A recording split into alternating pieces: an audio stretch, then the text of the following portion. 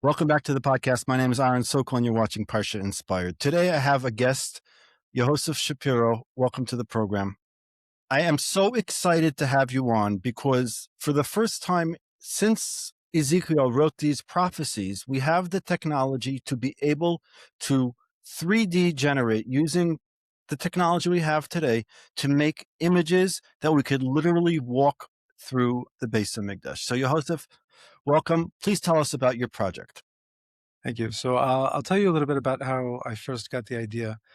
So there was one Ben Zmanim that we had rented a set of virtual reality goggles that you could put on your face and look at for the Beis Hamikdash. And so you basically put it on, and it would take you through a slideshow where you would go through different places. First, you're in the Chatzer, and then you're on the Azara, and then you're on the Mizbeach. And in each place it takes you, you could look around and you could see it. And one of the things I felt when I was looking at it, so it certainly wasn't a real experience, but it gave you a certain taste of it, was the hugeness of the building. Like, it's a giant building. You're looking up, and you have to look up, and to see things, and you start to get a grasp. And I basically understood that the seeing the building itself and being in this place would have a effect on people's souls. Like, they would basically be mashpia on their neshama, like being able to see this. And so I started to have the idea of having a place where you could actually see the real Beis Hamikdash and you could walk through it. And I saw some program about mixed reality, would be augmented reality, where people are walking on a certain platform and it's putting like a VR on top of that. And I thought we could do this with the Beis Hamikdash. We could basically build something where we ultimately have a platform that you could walk through, and you have stairs that you walk up and down and things like this. And then this would let you feel as if you're walking through the Beis Hamikdash itself. I got a book from Avram Greenbaum. It was the Ramachal's Secrets of the Third Temple, and that basically describes it's a translation of a book from the Ramchal called Mishkanei Elyon, which explains the structure of the Third Temple, and explains, as in a Kabbalistic way, each of the chambers that comes out, sort of the sizes of each of the things, and why the sizes have to be certain dimensions because of their relationships to names of Hashem and things like this. But basically, so he explains how the vision comes out. So a few years ago, I found a book by some people here in Israel who put together a book with 3D models of this Beis Hamikdash based on how they had learned out the Ramchals, and they put down an amazing book. And I said, this is it. And you look at the book and you realize that this is all of the pieces there. So they've done the research. I've done like very little research compared to it. I just basically was zoche to find the book that these people had already started. And they've, again, they have videos of it, and they have a lot of this stuff already there and done already, but it's something that's just in the form of a video. And I wanted to bring something that was more to life, something that people could actually experience themselves and help them grasp and yearn for the Beis Hamikdash more. So what's the next step?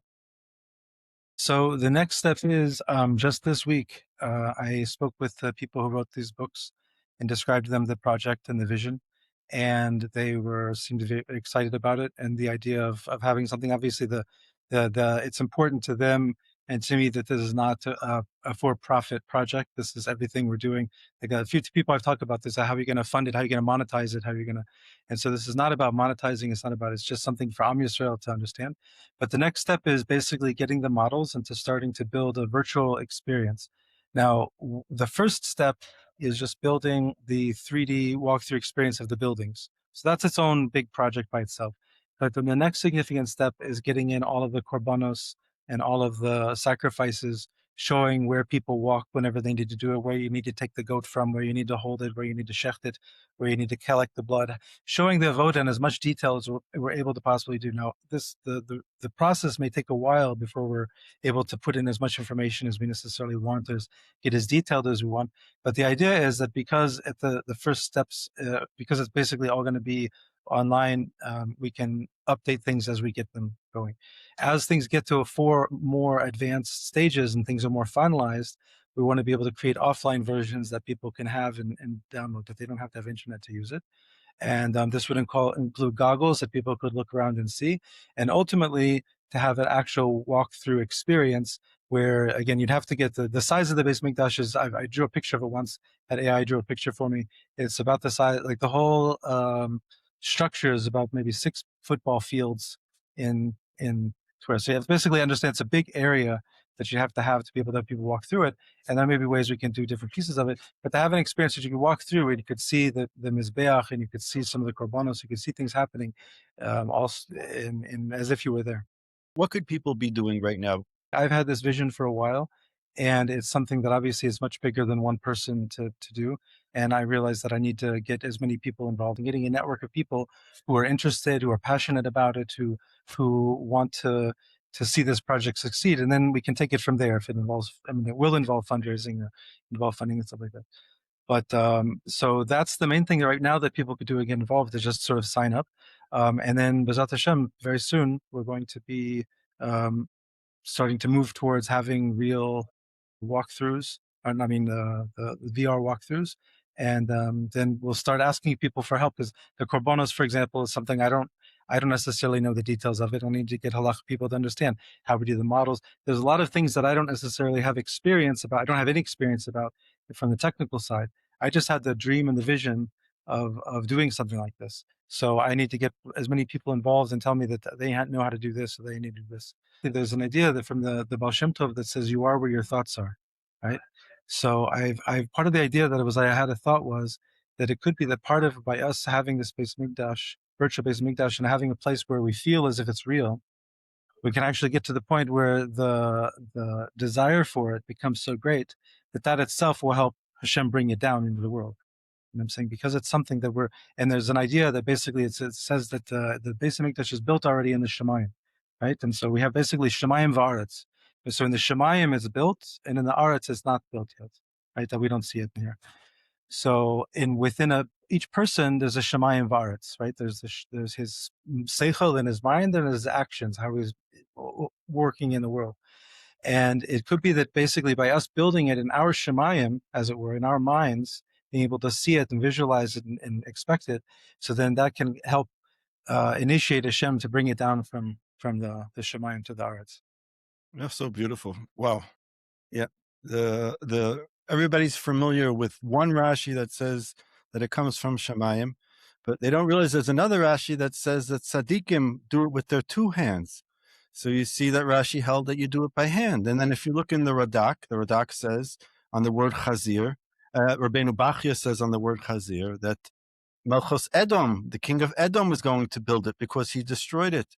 And if you look in the Ramban says that Mashiach rebuild it, and that the Rambam also says the proof in Hilchos Malachim. He says the proof that someone is Mashiach is that he's built the Beis Hamikdash, and this is something very unique about Judaism.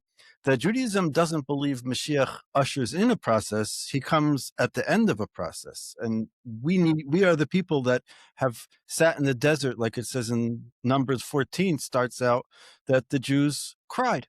They said, we don't want to go into the land. And that's why we lost the Beis Hamikdash, because we didn't want to come to Eretz Yisrael. And on Tisha B'Av, if somebody just cries over the Beis Hamikdash, or he just works on his Sinas Chinam, or his Avas Chinam, and he works on all these things, but he doesn't realize that Ki ratzu avadecha es avanel. The Jews need to want the land. We need to kiss the land. And when we want the land, that's rectifying the sin. And the Ramban says that the reason why the way David HaMelech, the way the place, this Goren HaYavusi, the place where the Makom HaMikdash was revealed, was shown to him, was because there was a plague.